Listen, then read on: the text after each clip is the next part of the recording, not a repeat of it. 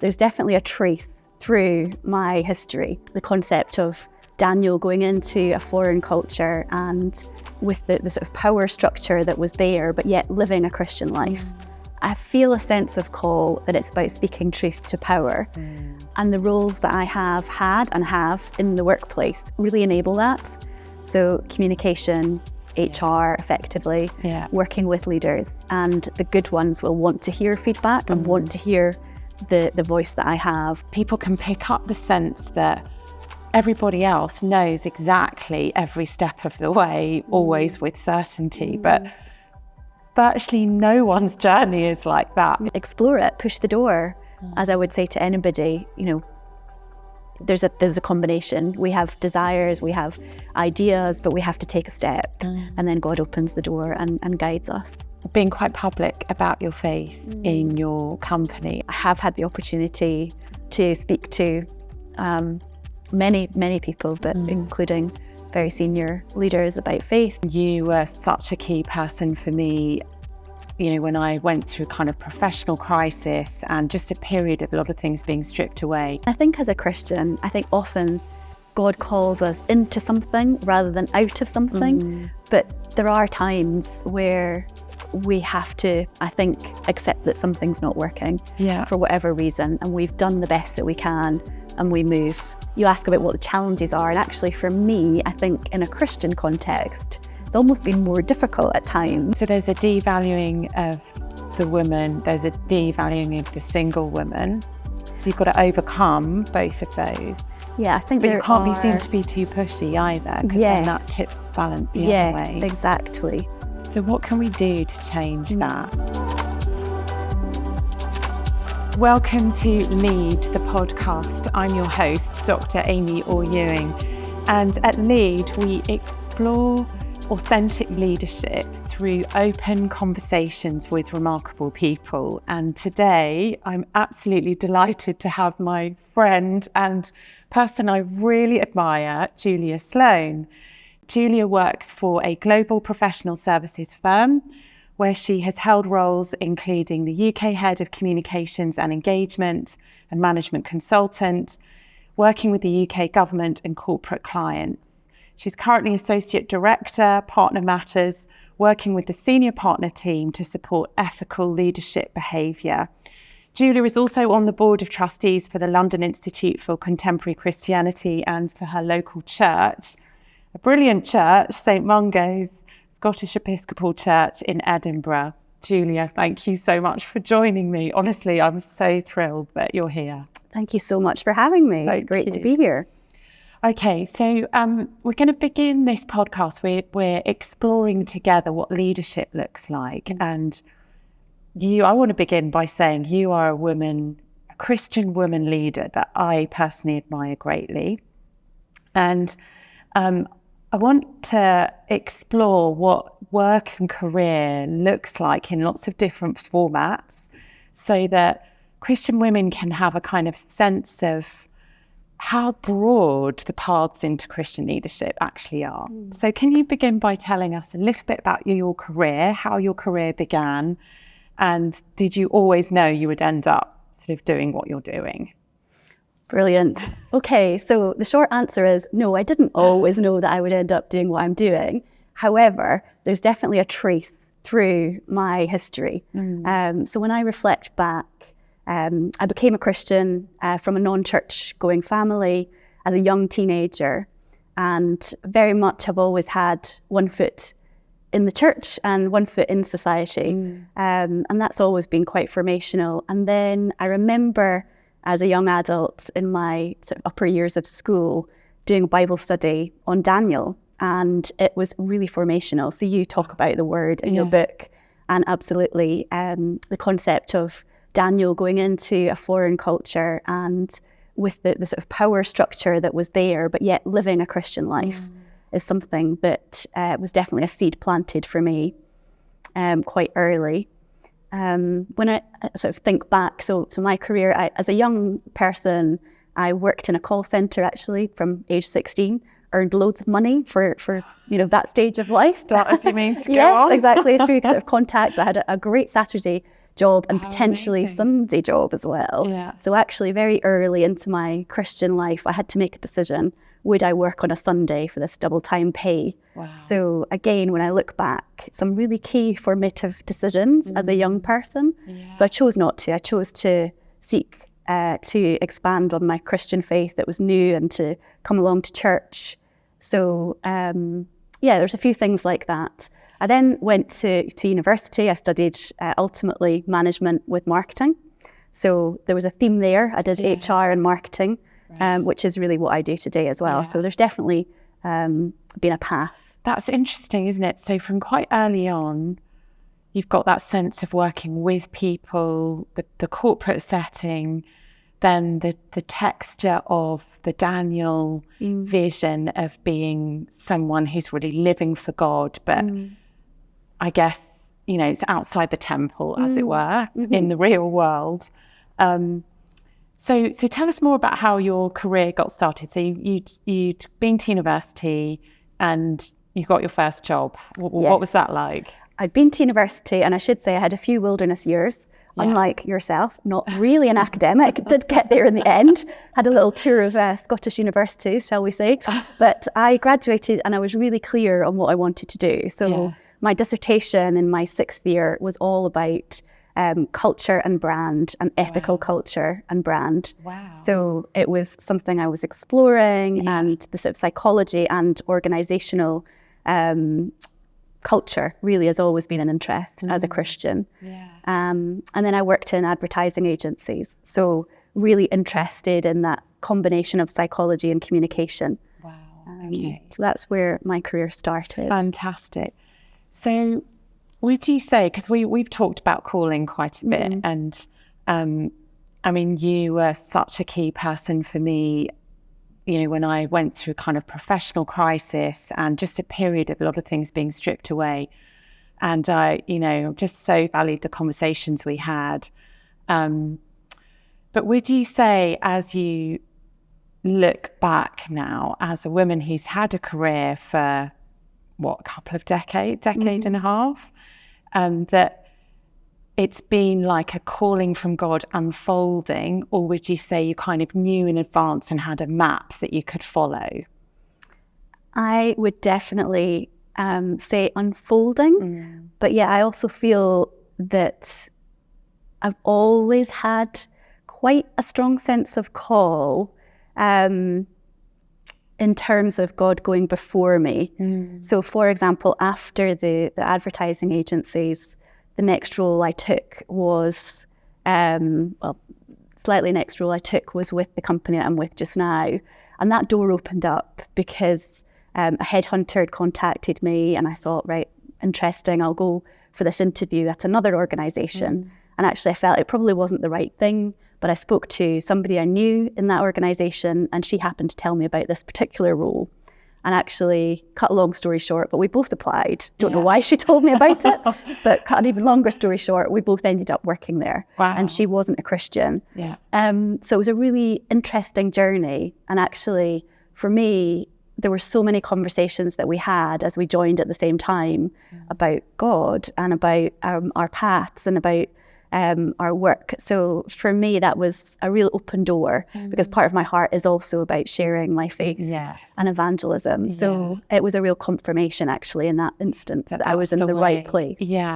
So it's kind of like the way God leads, actually. And this is one of the things one of the letters I write about in Lead Like the Real You, exploring what it actually means and feels like to be called. Because I think sometimes as younger Christians, people can pick up the sense that everybody else knows exactly every step of the way, always with certainty. But virtually no one's journey is like that. It's being faithful at each step on the journey, and God kind of leading through a combination of circumstances and preference and, as we pray and seek him opening doors. That's interesting. The other thing that was really formational for me at that time, as I worked in an advertising agency, I did through my local church a course that was run at that time by the London Institute of Contemporary Christianity called Thank God It's Monday. Yeah, oh, so and good. it was one of these series of videos and courses, and they have equivalent now on their website, but it was really formational because it gave me the opportunity to think about my work from a Christian perspective, and to some very practical topics through that, like how to respond to your boss and how to, make decisions. And it was just a really great course, and it really affirmed my sense of actually I was supposed to be in the workplace, not necessarily doing things within the church. Yeah, and I as think your professional job. Yeah, exactly. Yeah. And that's an interesting perspective, isn't it? Because sometimes I think Christians and strong Christians can feel a pressure that if I was really pleasing God, I'd be working in a Christian organisation. And I think you encapsulate how and why that is not the right way to look at it so beautifully. So people can check out the London Institute for Contemporary Christianity, LICC, and we'll put that in the show notes as well, where Julia is a trustee there. So one of the things I want to ask you about is some of the challenges that women in particular face in the workplace, and as you're discovering a sense of calling and maybe stepping into a bit more leadership, can you share a bit about any challenges that you faced and how you navigated some of those challenges? I think in the workplace, there is, and you talk about it in your book, imposter syndrome, which actually I think men and women experience. Yes. And obviously I work with leaders now of a very senior level, and it's amazing just to sort of have exposure to that, because we're all humans. But definitely women feel that sense of I shouldn't be here, I shouldn't be in the room, and my voice isn't quite as important as other people's. And so we can hold back, or we can try too hard, and there's different tensions there. And I think for the roles that I have done, I've had a lot of exposure to very senior leaders from quite a sort of a less hierarchical level within the organisation from quite an early stage. So I'd be sitting on C-suite level boards as a support, working with senior leaders on their communication, and actually had the privilege to work with some really great leaders who encouraged me to use my voice and not just to bring a narrow perspective based on my skill set, but to contribute to the whole discussion. Fascinating. Tell us more about that. I'd love to hear about that. Yeah. So were any of them women, or were they mostly men who encouraged you to do that? Interesting question. It's actually mostly men. Yes. But that may be reflective of there were fewer women on the boards at that stage. And I think there has been a shift and a change in that statistically. But that's another interesting direction, because sometimes, sadly, women, we can be in conflict and it can be really difficult rather than supporting each other. So, well, certainly my experience has been the people who've given me opportunity and mentorship have been male largely. But that was probably because, as you said, there was so few women at that level. But what kind of advice and encouragement did they give you? I'd love to hear that. So no, I'm thinking of one particular senior partner who I worked with and still do in different capacities. But I think probably driven by the fact that his wife found it really difficult to get to senior roles. So he understood some of the challenges, has always been quite active in terms of encouraging women in the workplace. But certainly he would say, come to this meeting, but I want you to bring something. I don't want you just to sit there. You need to use your voice. Yes. And actually, when I did, he would be very supportive of that and so would he listen. Would then amplify it and be affirming. Would that be verbally or body language? Probably both, actually. And he would create space and say, actually, I'm going to ask Julia what her views are next. Very so good. Also indicated that there was going to be time for me to come in, so helped me to bring me into the room. So in a very intentional way, which was really good. So it was also very nerve-wracking, because you'd be like, right, I've got to think of something to say next. But very, very good. Can I ask you how, because you've obviously then stepped into those opportunities, because that's a decision, isn't it? You then have to actually use your voice. There's a decision there. You've got to overcome the nerves of the situation. You've got to silence that imposter syndrome speaking in your mind. Were there any strategies that helped you actually verbalize words in sentences in those kind of stressful situations? I think there was something about knowing that I was going to be invited to comment. So making sure I'd done my preparation and thought about what is my perspective, and then choosing, I think it is just like you say, choosing to bring it, knowing that my perspective was often very different and my skill set was very different to perhaps others in that room, and it would be welcomed. There's maybe other scenarios where I've felt less comfortable and probably not always had the desired impact. I think it's a journey as to how to make the impact as well. That's interesting. So more broadly then, finding your voice. So you're emerging in the workplace, and obviously you're kind of getting more senior roles. As the years go by, you're kind of progressing in your career. And at the same time, you've got this connection with LICC and with the church. What has it been like to find and own your own voice as a Christian woman leader? So for me, I feel a sense of call that it's about speaking truth to power. And the roles that I have had and have in the workplace really enable that. So communication, HR effectively, working with leaders, and the good ones will want to hear feedback and want to hear the voice that I have and will encourage that. And actually similarly in Christian contexts, not necessarily the local church, but more broadly, actually that's been a different journey. And you ask about what the challenges are, and actually for me, I think in a Christian context, it's almost been more difficult at times. That's interesting. I think maybe there's an undercurrent in terms of whether you're married, whether you're not as a woman, and possibly less now, but when I was younger and probably didn't look particularly old, probably wasn't taken particularly seriously. Yeah, exactly. But that's a real thing, I think, actually, in terms of the perceptions and the workplace. So there's a devaluing of the woman, there's a devaluing of the single woman, potentially, or just an overlooking of that perspective.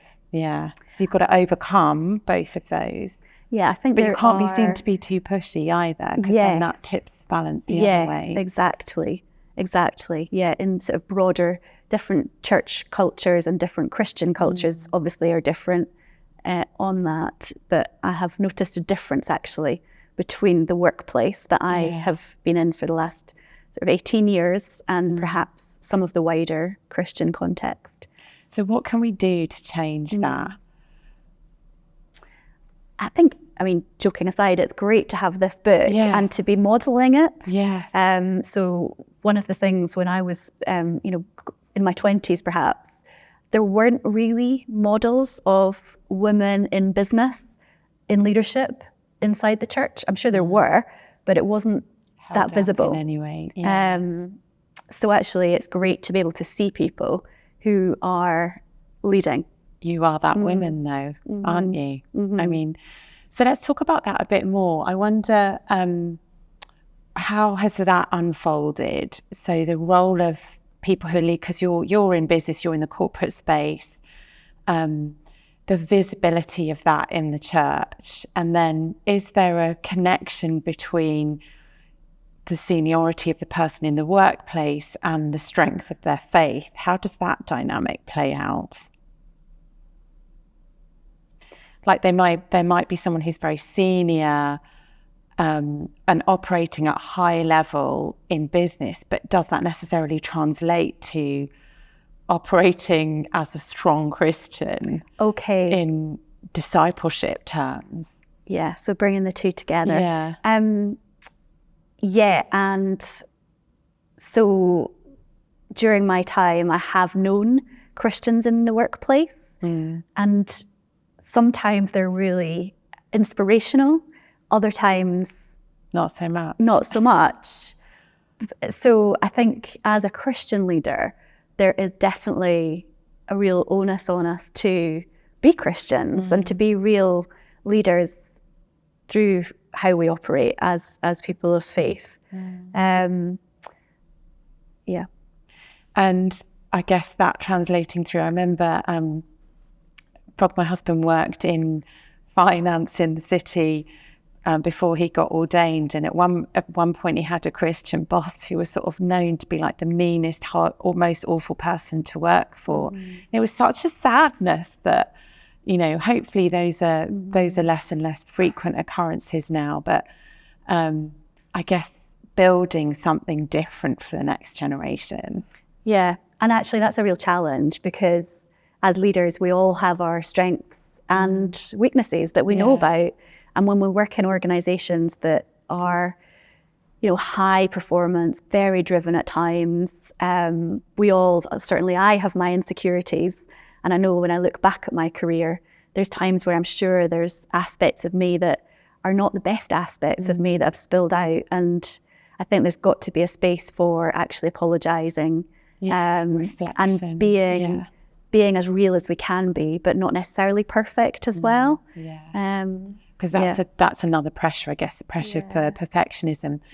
Julia works in the corporate world, but over the years has just been a great source of advice to me in different settings. And she was actually one of the first people to read my book, Lead Like the Real You. This book is the inspiration for this podcast, because it's really seeking to dig into that question of, what would it have been helpful to know as a woman leader 5 years ago, 10 years ago, 20 years ago? And it's a book of letters drawing on some of those themes of things that have been meaningful to me that I've learned and picked up along the way. So that's Lead Like the Real You.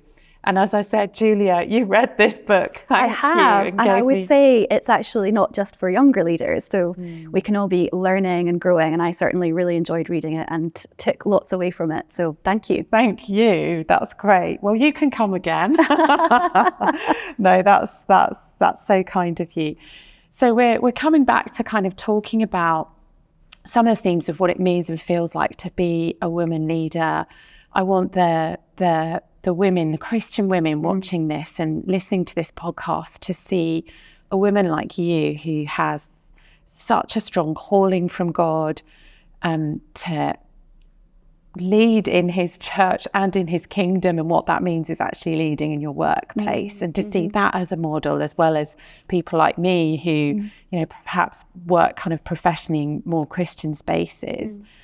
And just before the break, we were talking about various things, but I wanted to drill back into that question of challenges that you have faced as a woman that probably other women are going to face as well. Could you share with us some of the particular challenges that you think you've faced or that other women face, and how you navigated that?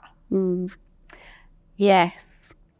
So I think the first thing that comes to my mind, and it'll probably be common of everybody, but it may be specific to me and my personality type.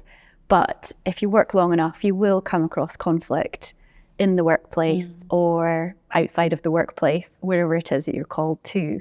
And I think conflict's a really interesting topic because we can all have different styles. Sometimes we can be avoidant, but actually that just takes the conflict inside of us. Sometimes we can be too direct, and we can end up with clashes in the workplace.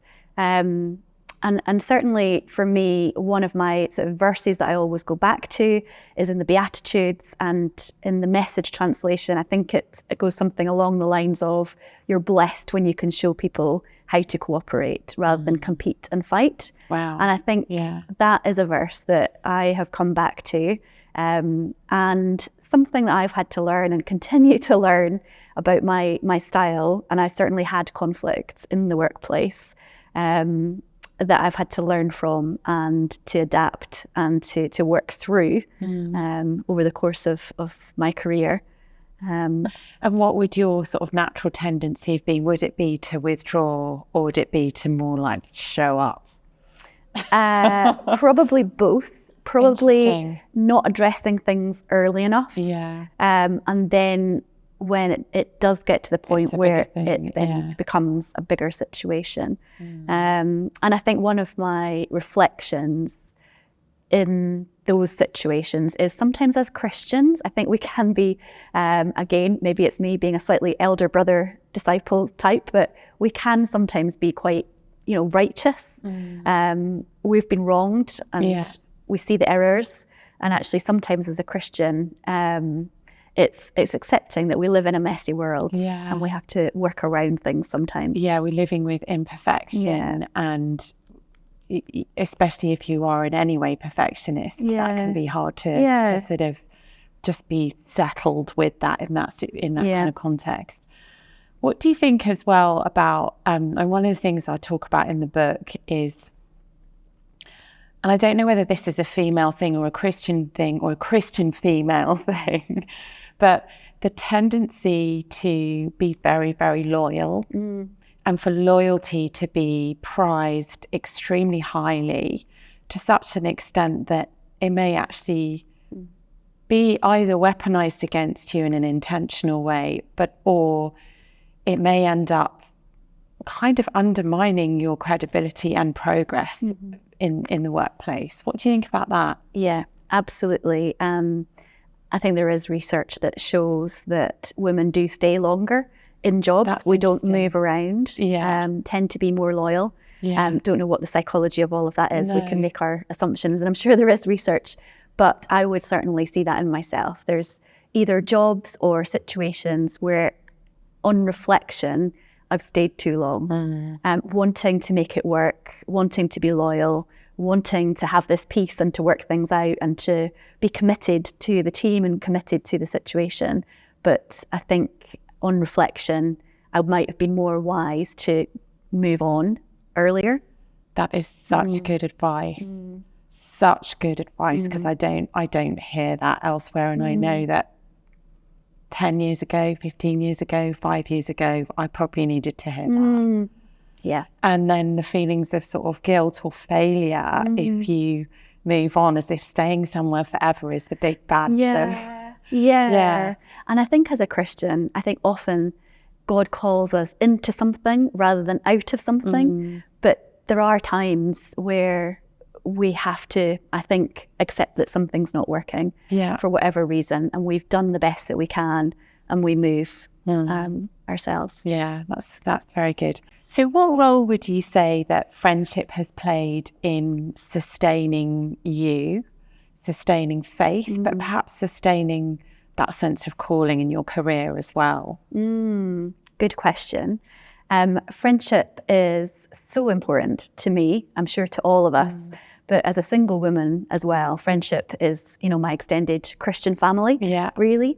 And I've been really blessed with friends over the years, friends who I meet with, and we sort of have a breakfast book club. And, I was reading about Acts in the first chapter of your book, and it really encouraged me to think back that we've recently studied Acts with Tom Wright's Acts for Everybody. And just thinking about, Paul going in and going to the marketplace, and there were leading women that followed him. So I think scripture with friends and praying with friends has absolutely and continues to be vital to my, faith and calling in the workplace.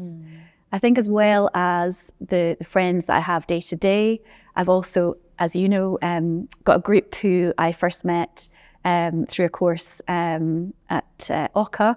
So we're a really diverse group around the world. So 10 years ago, I did a course and we've stayed in touch. So men and women in professional capacities around the globe. So it's really good to have a network and friends who, as you talk about in the book, are not just geographically based, but just different sorts of friendships. Yeah. So what does that look like for you? Because as you say in the book, I really talk about how that needs to be a decision. Like we make all kinds of decisions about our careers and family and our finances, but if we don't invest in friendships, it doesn't happen by accident, does it? It doesn't just sort of plop into your lap. So on a practical level, what does it look like to invest in friendships that will last the course? I will answer that question, but before I do, I think one of my learnings on friendship has probably been not to overinvest in all friendships. Not all friendships are equal. They're not all going to be for life. Some are seasonal. I don't have to commit. We're talking about loyalty. I don't have to commit to everybody to the nth degree. And I think that's something that I've actually had to learn, that it's okay to have boundaries and to have different sorts of friends. You know, we talk amongst my friendship group in English, there's not enough words for friendship because there's so many different sorts of friendships. But at a very practical level, I think there is just spending time, and that doesn't need to be every week if you're not in the same location. But it's also sharing personally and in depth. So when there's challenges or when there's joys, bringing friends into that and supporting them as well is really important for me. So celebrating with friends and walking with them through more difficult times as well. And have you had sort of workplace friendships that have been important career-wise and also calling-wise? How has that looked? Because sometimes I think we can think about work in a very kind of productivity-orientated way, but it's actually very relational, isn't it? It is. And workplace friendships are not all Christian, but some brilliant friends who we've sort of steered our paths together over many years, and particularly in the organisation that I'm in, really strong network. And we have a culture which is very relational, actually, because of the nature of consultancy. It's very relational. So we do have a great culture for that. And then as well, I think friendship is not just people the same age or career path as you. So within my local church, I feel really blessed that probably not in my early stage career, but at a certain point, we had a number of senior business people that came through Alpha and became Christians. And it was really refreshing for me to have connection with people who were in the same world as me outside of church and had a faith. And their faith was brand new. So it was a really interesting, and I'm still friends with many of these ladies now. We're really good friendships. So some of them have retired now, but they understand that workplace and we share a journey of faith together too. So different ages and different there's a rich stages of life to enjoy. Absolutely, Wonderful. So one of the things that you are really good at, I think, is being quite public about your faith in your company. I know that I came in once to do an event, I think it was on International Women's Day, wasn't it? Yes. And I know you're connected with other Christians in the company. Can you talk a little bit about what mission in the workplace looks like? Yes. And feels like? Yes. Yeah. And I am public about my faith, but not always or initially. No. So it's a journey and everybody's different. And I'm somebody that it's not the first thing that I introduce myself with. So it comes up over time. But yes, I have taken a very active role at times with our Christian network in the organisation that I'm in, which is led by a brilliant partner and has a great group that support and pray together. And as part of that, I've been able to introduce, as you say, a series of events which really build on our culture and our values that are quite Judeo-Christian in the organisation, to then bring in faith and bring in the opportunity. And that event that we had you at, we had about 50-50 were Christians and not Christians. Great. And actually I had the opportunity to give a friend a Bible afterwards and to meet with another friend who had just become a Christian, not through me, but to then disciple that person. So I think there are opportunities in the workplace to talk about faith if we do it carefully and wisely and sensitively. And gently. And I am aware that not every workplace is the same. I think there are others that probably are a lot more difficult at the moment, whereas the workplace I'm in, it feels like, because there's been a lot of focus on diversity, that actually includes religion, and we can talk. And share your own experiences. And actually on a one-to-one as well, because it is my heart, I have had the opportunity to speak to many people, but including very senior leaders about faith, and through some of the roles I've done, world leaders and people that I've crossed paths with. Yeah. But, you know, that brings us back to Daniel, doesn't it? Yeah, exactly. That early connection with a scripture that has a person like Daniel, you know, operating in the public square, operating with political leaders, and just as and when God opens doors, being there. And that is so encouraging, Julia, because I think sometimes in the church we can give the impression that, you know, that sort of opportunity or experience is reserved for clergy somehow, or the professional Christian. But that's not the case. A calling like yours, where you're in the room with individuals like that, God can open. Yeah. And I feel so grateful to have had and continue to have, you know, a church that teaches that sort of whole life message, where we're called to be Christians wherever we are. There's not a secular, whatever the word is, a divide. And God uses ordinary people. If we surrender ourselves to God and to the Holy Spirit, He opens amazing opportunities in the workplace for us to do our jobs with excellence, but also to speak and proclaim, as you talk about in the book, whether that's in a one-to-one situation or a small group, or as you do, speaking on stages to thousands.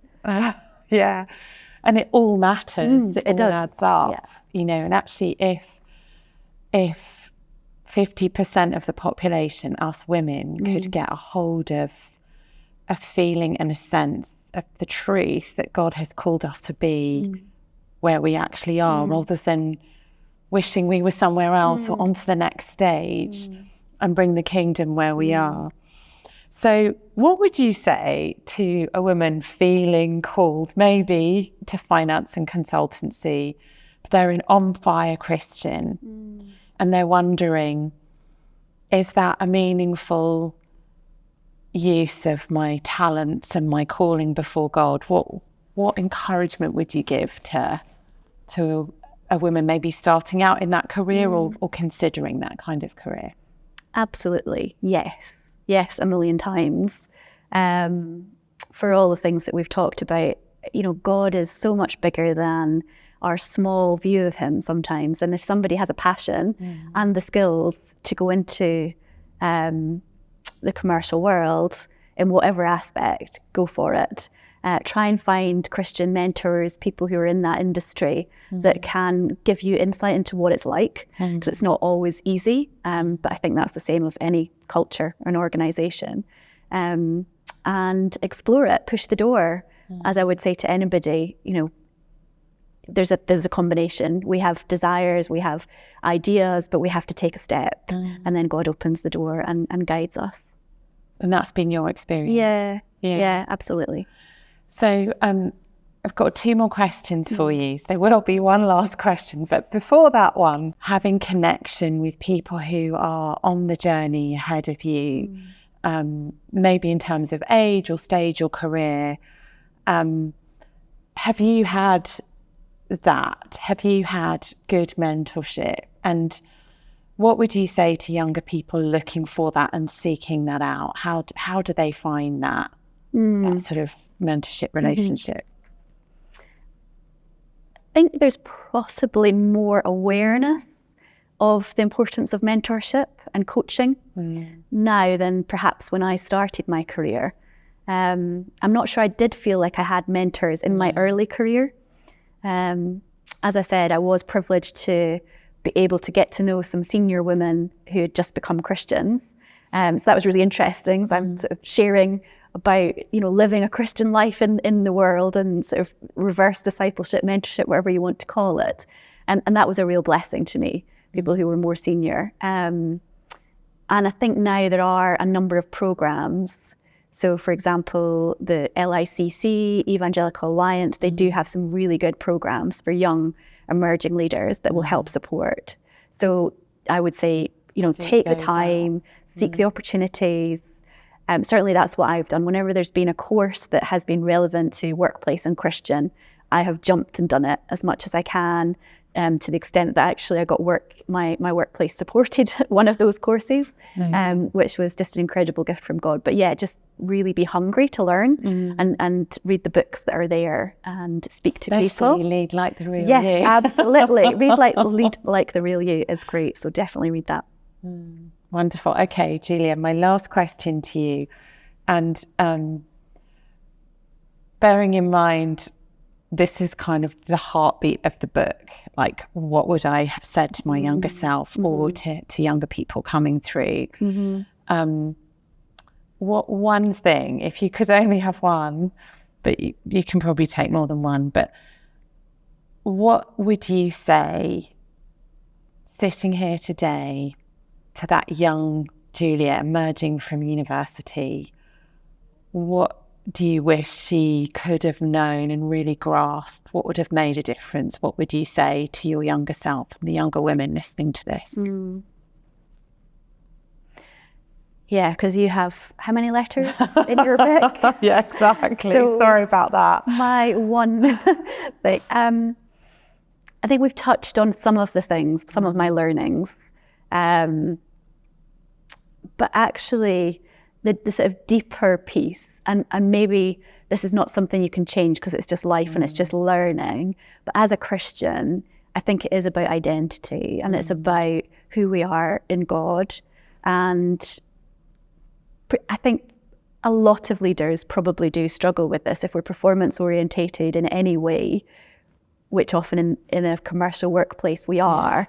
That balance between how God sees us and worrying about what he thinks versus being concerned for what other people think of us, how we're performing, how we're not performing, whether we said too much, whether we said too little, all of that narrative, I think is the biggest learning for me as I go through life, being secure in how God sees me and experiencing him and knowing him, because we ultimately have a relationship with a God, and that's what it comes down to, knowing Jesus and knowing God. I'm not sure if that strictly answers the question. It does. Thank you. He's got us is basically the learning. We don't have to get ahead of ourselves. Like to know that at the deepest level, to be completely settled in that conviction and to be really gripped by that knowledge that you're loved. Yes. That your identity is in him. Yeah. Which maybe just comes with life, to be fair. But the more we can experience that and know that, I think the more helpful that is. And lay hold of it somehow. Thank you so much to Julia Sloan for joining me for this podcast. Do pick up Lead Like the Real You. I hope it serves you and blesses you.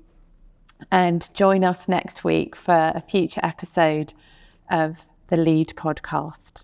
Thank you so much to my guest, Julia Sloan, who is a sensational and inspiring women leader.